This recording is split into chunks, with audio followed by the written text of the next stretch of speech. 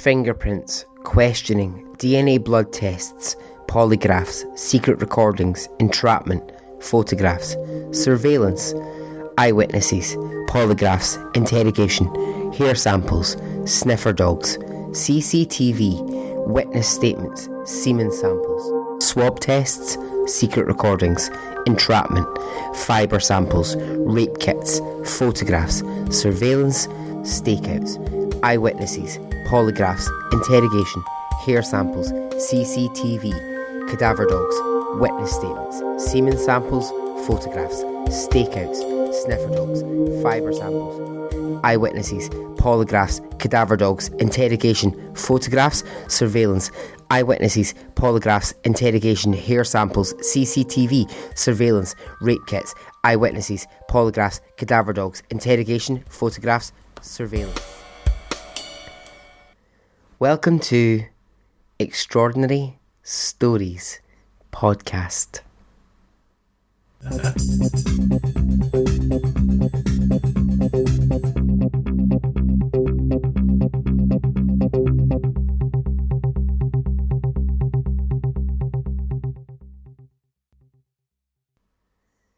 For this episode, suspend your prejudices about alternative police methods. Some will say cold, hard evidence, it's the only way to prove a crime. Others, they might allow a more playful way of solving a crime, and it can be just as efficient. Don't judge until you've heard all of the facts, until you've listened to all 3 stories and you've heard the results. Okay, let's go.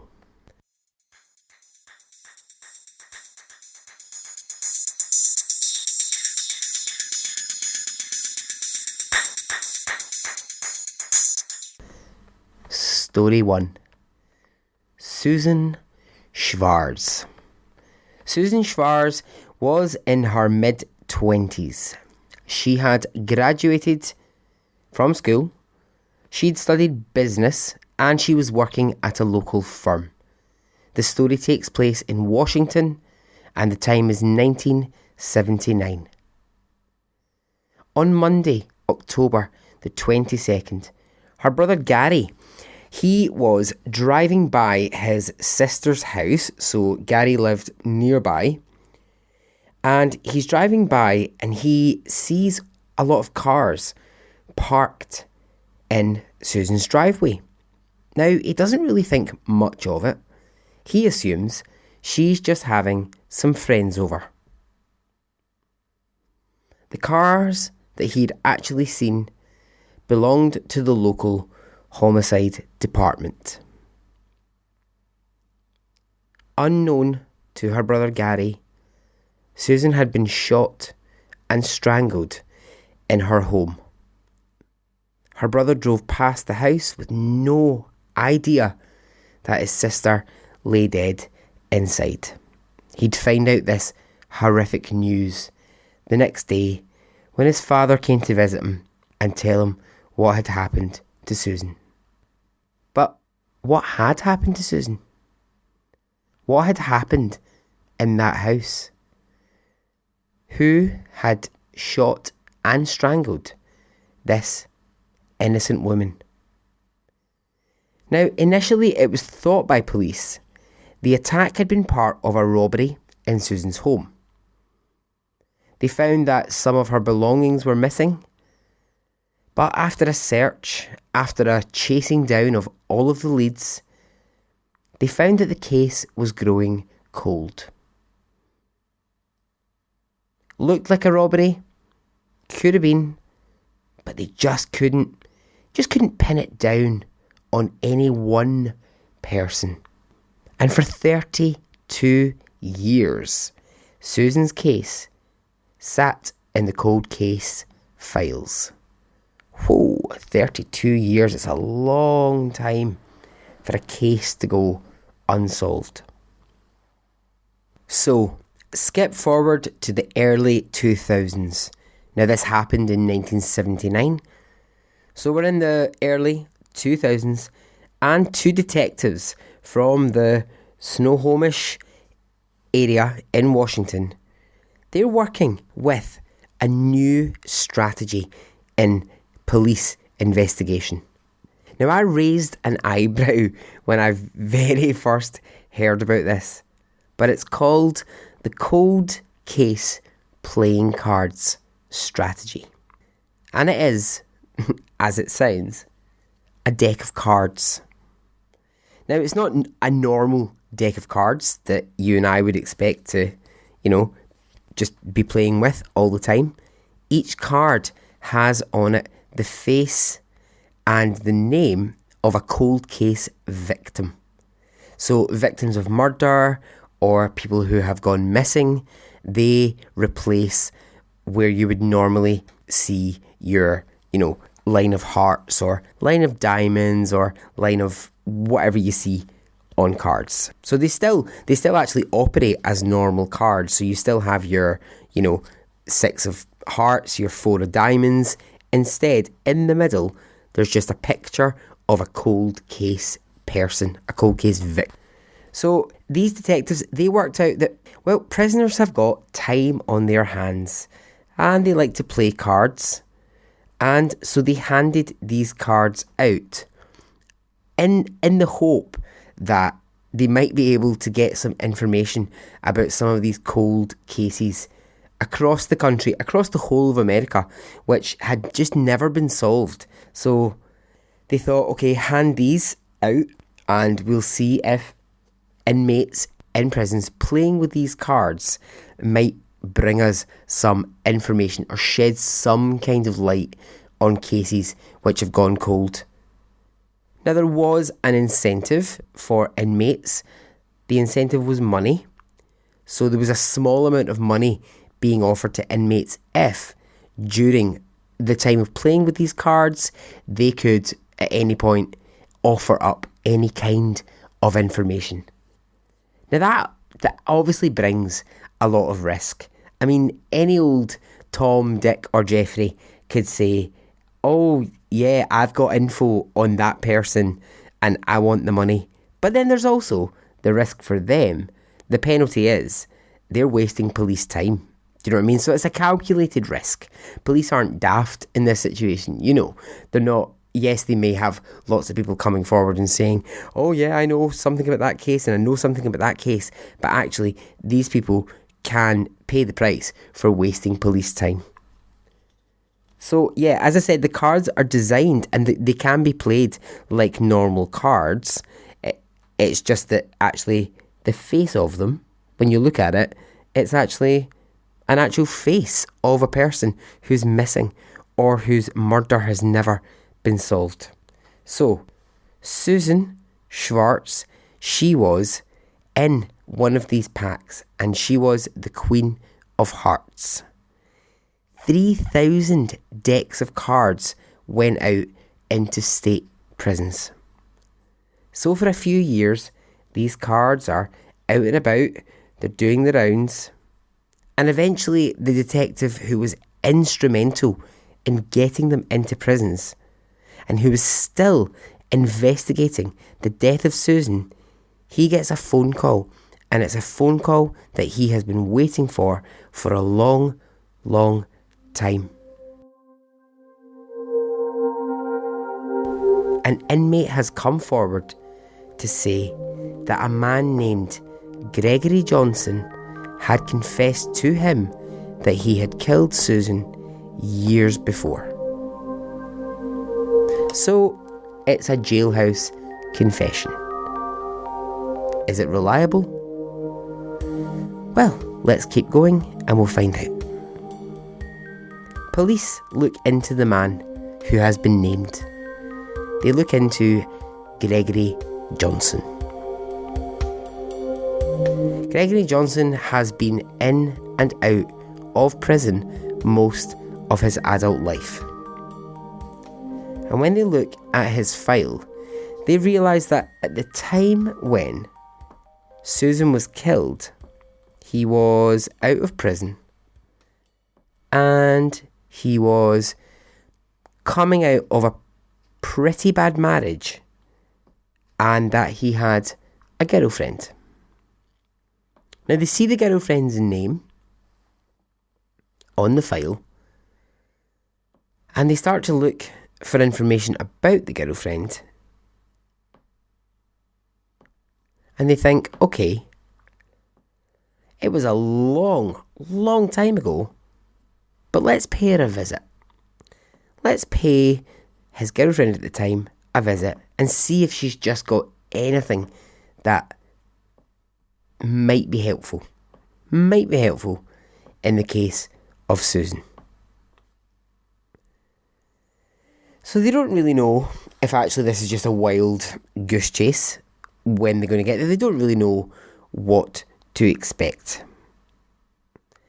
Gregory Johnson's ex-girlfriend absolutely stuns detectives by informing them that, yes, he was the man who killed Susan, and that actually she had witnessed the killing. She was in the home when it happened, and she watched Gregory Johnson kill her. At the time of the murder, the girlfriend, whose name I can't say because I don't know it, she's been protected by the media and the police. She was very, very young and she had been abused for years by Gregory Johnson. And after Gregory had killed Susan in front of this girlfriend, he'd threatened to kill her if she ever spoke a word about what she had witnessed. So we have the victim, Susan. We have the witness, the girlfriend. We have the inmate who says that Gregory Johnson told him he had committed this murder years before. But what about the reason? What is the connection? Well, it's this. Gregory Johnson, as I mentioned, he had been married at the time. And him and his wife, they were divorcing. I have no idea why they could have been divorcing. I mean, he sounds lovely. He sounds like a right lovely character to be married to. During the divorce, Gregory Johnson's wife, she was reaching out to friends and family as she was trying to escape her marriage. One of those friends was Susan. Susan had offered money. She'd offered her home. She'd said, I'll do whatever I can whilst you're trying to get out of this marriage, whilst you're trying to escape Gregory. And Gregory was not happy about the fact that his marriage was dissolving. He was losing his young son. So he began following his wife, which in turn led to following Susan. So he and the girlfriend, they snuck into Susan's house while she was in the shower. He waited for her to come out of the shower and he shot her once in the chest. Just to be sure she was dead, he then strangled her and then he shot her again. So Gregory Johnson, rather than kill his soon-to-be ex-wife, chose to kill the friend who was helping her. In 2011, Gregory was arrested outside of his home for the murder of Susan. So how did the inmate playing with these cold case cards know Gregory Johnson? Well, as I said, Gregory had been in and out of prison for years. He'd been in and out for robbery, drugs charges, attacking a police officer, a list as long as your arm of offences. And at some point, he had met this inmate and he'd boasted, what a prick, actually boasted about the fact that he'd killed Susan and had gotten away with it. Not anymore, mate. Not any fucking more. So in January 2012, he pleaded guilty to the murder of Susan. He just confessed the whole entire thing. He was sentenced to a minimum of 24 years in prison. Now, given his age, it's unlikely that Gregory Johnson will ever be free. This was the first case ever to be solved by the cold case playing cards. One of the things that I think is one of the only things that I think is lovely is that Susan's father was 82 years old and was able to watch his daughter's killer be put in prison, and he was delighted to have it solved. He was so happy to see the man who had killed his daughter be caught after all of these years. And so that ends the story of Susan. So yeah, there we go. I love that story. There's something in that I just love. I fucking love the whole coming at it from a completely different way. Would that inmate ever have spoken up if it hadn't been for those cards? For those, no, I just don't think he would have. He'd had years to say something about it, and he didn't. And he didn't say anything until playing a game of cards in his cell one day, he sees Susan's face on a card, and he thinks, oh, hang on, I know who did this, and we're 32 years down the line, and I'm gonna say, yeah. I think those cards, they're a long shot. They are such a fucking long shot. But if they can help to solve even one murder, which they have so far done, then they are worth the thousands of pounds that are spent putting them out into jails. Okay, good. Okay, story 2. The death of Maria Scott. Maria Scott was a sex worker. She was 27 years old, she was Australian, and she was living near Queensland in Australia. Maria Scott went missing, and police were absolutely stumped. So she disappeared whilst working one of her evenings at work, and police had been informed by her sister that she hadn't heard from her in days and that she couldn't locate her. 29 different men were named as a person of interest in the disappearance of Maria Scott. Now, these 29 men, they ranged from men that she had regular sex with, men she had met for one-off encounters, family members, the man who she rented her apartment from, her ex-boyfriends, etc. But they were all on the list, and after a short investigation, police were really no closer to pinning down anyone who they believe might have had anything to really do with her disappearance. Maria had a history of drug abuse, and it's believed that this was kind of her route into prostitution. It was through a dependency on drugs. And as part of her dependency, she had had some brief stints in rehab. Maria had wanted to get better. She'd wanted to deal with her addictions, clean up her life, get a job, get a house, get a life for herself, where she just wasn't having sex with men for money. Now, along the way in rehab, she'd met a man named Mark Brown. He was also a recovering drug addict. Mark's name was added to the list of men in connection to her disappearance. He was investigated, but again, police couldn't really turn up anything. He was just another name on the list. 4 years passed, and police, they were no further forward in finding any evidence to help solve the case.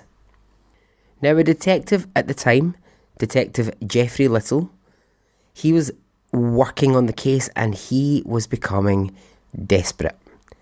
Every avenue had been explored. And whilst, there's tragically, this is all over the world, but I think In Australia, there is a huge number of sex workers who disappear and they're never found. It's horrible. It's absolutely tragic. It's such a devaluing of people's life that maybe it sort of slips down the police list of priorities. I don't know. But Detective Geoffrey Little, he really wanted answers. This really got under his skin. So he reached out to Debbie Malone. And Debbie Malone is a psychic. He reached out to Debbie Malone to help with the case. Now, I'm sure if I listened carefully enough, I might be able to hear a collective sigh from people, or maybe there's a collective eye roll going on because I said the word psychic. But bear with me on this story. Detectives told Debbie Malone very little about the case. This wasn't a high-profile case. It wasn't on her radar. This wasn't front page news. Now, on the list of 29 names, the police were most interested in Mark Brown, the man that she had met in rehab. So this is what they did. They gave Debbie, the psychic, a bangle. The bangle belonged to Marie, and they took her to the rehab centre. And they told her, just let's see if anything at all comes up for you while you're here. And it did. She started to get a really strong sense in the rehab facility. She was able to tell police where in the building, years before, where had Marie sat. She was able to point out where Marie had met Mark Brown and where in the building they had sat and they had chatted. So, okay, so far so good. I mean, it doesn't really prove anything because police already know they were both in rehab together. So it doesn't give them any more information. But what about the information that Debbie provides next? Debbie says she gets a strong sense of being walked through. She describes it as a really horrible, chilling feeling of being walked through. And she says this isn't normal. She would normally be able to get a clear picture of something. She would hear something. She would feel something to do with an attack. Or she would get something a bit more visceral than a feeling of something passing through her. So she explains this feeling to police and they don't really know what to do with it because essentially she doesn't really know what to do with it. She just knows that's how she feels. So over the next few days, she starts to tell police that she can actually now see Marie's body. She knows exactly where it is. She tells police that Marie was murdered in a cabin on a farm in the Robertson area and that she can show them where the body is. So she takes them to where she thinks the cabin is and they begin to search the area. Eventually they make a discovery. Buried deep in some thick bushes near the cabin, they find the body. Marie's body has been stabbed 5 times and her body is badly decomposed. The cabin, Debbie says, is where the stabbing took place, and as she enters into the cabin, she gets a strong sense that police need to look in the drain pipes, specifically the drain pipe near the kitchen. She says go to the drain pipe near the kitchen area of the cabin. And I don't know what it is, but something is there. So they go, they look, and they find the knife that was used to stab Marie to death. Pretty fucking accurate. I mean, police had never considered this area to look at all. This wasn't even an area associated with Marie. It was miles away from where she lived and worked.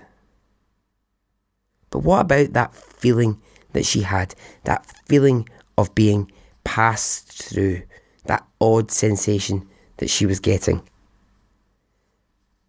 In Debbie's vision, she was able to see the stabbing unfold. She says there was a man, there was a woman, and there was fighting in the cabin. They're drunk. There's drugs on the table. They've been having sex. The fight turns physical. She says she sees the female try to run, and she sees the man produce a knife and then stab her 5 times. The man Debbie describes in the vision is the exact physical description of Mark, the one the police had always suspected. So authorities quickly begin to try and trace down Mark Brown. Now he's moved away from the area and he's living in Queensland, but they can't find him. Why? Because he'd committed suicide. So while the investigation had gone cold, Mark Brown had left the area, quietly killed himself. And this is why Debbie felt like a presence was passing through her. Now at this point, the case gets closed. The fingerprints on the knife found in the drain pipe prove that Mark Brown, the one they had always suspected, was in fact the killer of Marie. And that ends story 2. Okay, what are your thoughts on that one? Fuck, it's just insane. I know, like, there's so many people are just going to be like, fucking this whole psychic malarkey, it's all bollocks, psychics don't solve cases. I just don't think you can argue with that. I just don't think you can argue with it. Yes, police always thought that it was Mark Brown, but they didn't do much about it. They let him, for 4 years, he just was allowed to do what he wanted and then eventually killed himself. Until she was, it's insane. She was able to take them to that place, find the body, and find the knife. That's no fraud. She's not a fraud. Okay. I am so keen to hear what your thoughts on this are. And if that psychic case didn't convince you, if that didn't get your interest, this is the final story, and I really hope this might change your mind. Edith Kay was a 6-year-old child living with her mother and brother in Brooklyn, and they had gone to visit her uncle in Manhattan. So this is 1961. So Edith, her mother and her brother, they take a trip one Sunday to go and visit the mother's brother. He's living in a house in Manhattan, and when they get there, Edith goes out into the street to play. So they can look down, they can see down into the street, looking at the window, and they can see there's Edith playing. So her uncle, he leaves the house at one point and he goes across the street to buy some cigarettes. So he passes by Edith and she's playing quite happily in the street with another couple of kids. He comes back out the shop and she isn't on the street. And he wonders why. Where's she gone? So he runs back into the apartment and he says to his sister, Edith's gone. She was in the street a minute ago. And now I have no idea where she is or why she's not there anymore. So her mother becomes panicked. Of course she does. She becomes frantic. She starts calling for her. She goes down to the street. But by this time, anyone who was on the street playing with Edith, they've gone indoors. They've gone home. And she starts going around and she's banging on the neighbours' doors. She's asking, has anyone seen her daughter? Nobody can shed any light on where Edith is. Even the young kids that she was playing with, they say, don't really know. There's so many of them that are like, not really sure, might have seen her, might not have seen her. No one can be absolutely certain where Edith has gone. Edith's mother gets the police involved. They listen to the story and they begin a huge, huge search for her. They knock on doors. They ask shop owners, anyone who's living in the area. They ask for any information about where Edith can be. But nothing is coming to light.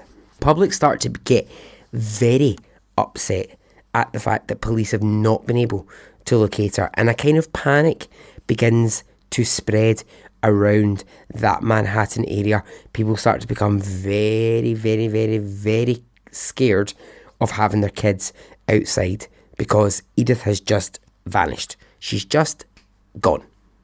Police pull out all of the stops. Now, this is the time of, there's no Amber Alerts at this time, but they're doing everything that they can. They search the rivers, they're questioning everyone, they're going door to door. They go through all of the records of all of the men and the women who have been recently released from any kind of psychiatric ward, any kind of asylum. And they chase each of these people down in the hope that they might be able to just get some kind of answer. Maybe someone who's come out of an asylum has, in a moment of lunacy, just taken a child. But they find nothing. In a moment of complete loss, they turn to a psychic. They ask Gerard Croiset. Now, Gerard isn't in the USA. He is, in fact, in the Netherlands. He's regarded by word of mouth to be one of the best in the world at helping police solve cases which they cannot solve themselves. So they invite Gerard to New York, and he won't come. He says the busyness, the madness, it will overwhelm him. It will absolutely interfere with all of his senses. And instead he says, show me a map of the area and send me a picture of Edith. So they do. In the meantime, a New York police detective flies over to him in the Netherlands to ask if the psychic has discovered anything.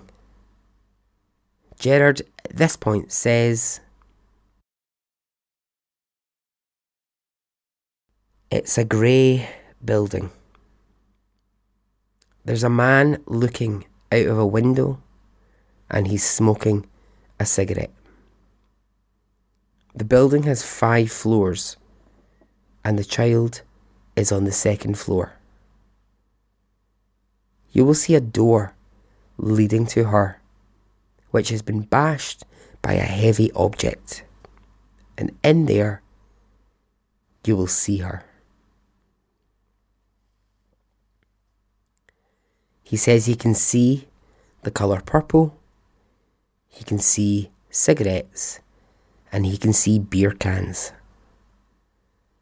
And on the map provided by police, he points to where he thinks the location is. So police take this information back and quietly, without a fuss, they begin to follow Gerard's information. In the area, on the map, they see a grey building. As they're patrolling, they see a man looking out of the window, smoking a cigarette, and they go in. When they get to the second floor, they see a door, and it has a large dent in it, as if something has been bashed against it. They knock the door, and a man answers. They tell him they're looking for a missing child, and he tries to run. They, of course, detain him. And once inside, they tragically find the body of Edith. Her dead body lies surrounded by beer cans, overflowing ashtrays, and near her is the purple snowsuit she was wearing on the day that she disappeared. The man in question was 59-year-old Fred Johnson, who admitted he had seen Edith in the street, he had lured her into his house, he had assaulted her, and then killed her. Unbelievably, this area was not too far from where she had vanished, and as a part of the police investigation, they had knocked on this very door, but they got no answer. And as a mistake, the police officer who had knocked on the door marked it off the list as this is one that's been investigated. They'd never got inside, but as they're going around all these doors, that police officer had just ticked it off as a place that had been investigated, and actually the truth is, it never had. So, had they never enlisted Gerard, they might never have found Edith. It's a really tragic one. But Fred Johnson went to prison for life for his crime. Okay, that about finishes the stories in this episode. Yes, some brutal cases, but also some fucking amazing examples of police working outside of normal procedures. And I really like that. I have a real fascination in this area. Not the area of psychics. I'm not saying to you I believe every psychic in the world. I don't. I think a lot of them are absolute bollocks. I think these ones that do the big stadium shows and all that, I can sense that someone in here's lost a grandmother. Someone's, I think it's all shit. I do have a real belief that actually I think alternative methods of policing are really worth time, and they're worth energy.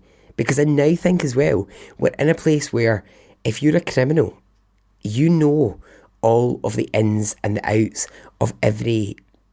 How many fucking people are getting away with things in the world because actually they know what police look for, and they know how to hide DNA evidence. I mean, I read a story last week about 4 guys who robbed I don't even think they've been caught yet. 4 guys who robbed a bank somewhere in America, and when they left, they poured bleach all over the floor so that the bleach would actually just take away any DNA that they had left behind. They went in wearing such thick gloves. They went in wearing such thick materials. They could not leave a single bit of DNA behind. They were so disguised.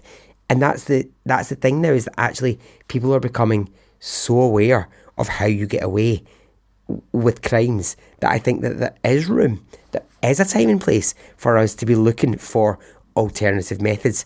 I'm not saying I think it's always a psychic, and I'm not saying I think it's always playing cards, but I think you can't rule it out as a really brilliant way to proceed with police investigations. That extends also, sorry, I'm on a rant now, but that extends also to the way that police track down online criminals, predators online. Like those, they're becoming so much better at being able to find predators online and find people who are lurking in chat rooms and people who are committing crimes, fraud, etc. online. They're cracking down on those all the time, and I like that progression. I think that's the way we need to be going. But don't get me wrong, I do think good old hard fact DNA fingerprints, it all still works. I'm just saying that there's room now. I think there's room in the world for us to be thinking alternatively about how we catch criminals. Okay, I can't wait to hear your thoughts on this. Get on the page, get into the group and tell me your thoughts, because I really want to know what you've got to say about this. Before I go, let me say hello to Erica Kelly, Jennifer Edmondson Sweeter and Maria Sisk. And hello to Alex Kirk from the Mull podcast. Get listening if you haven't. The promo was in last week's episode. I'm on all of the social media. You can find me. Guys, if you have a second, an iTunes review would mean the world to me. It would mean so much if you could leave me an iTunes review. As always, I'm on Patreon. Okay, I hope you enjoyed this episode. As always, if you know a great story, an extraordinary story, get in touch. Okay, goodbye.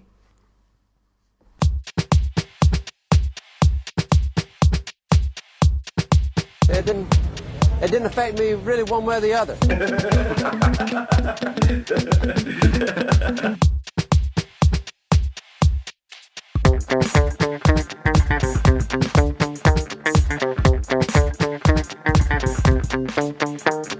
I would imagine from the look on his face,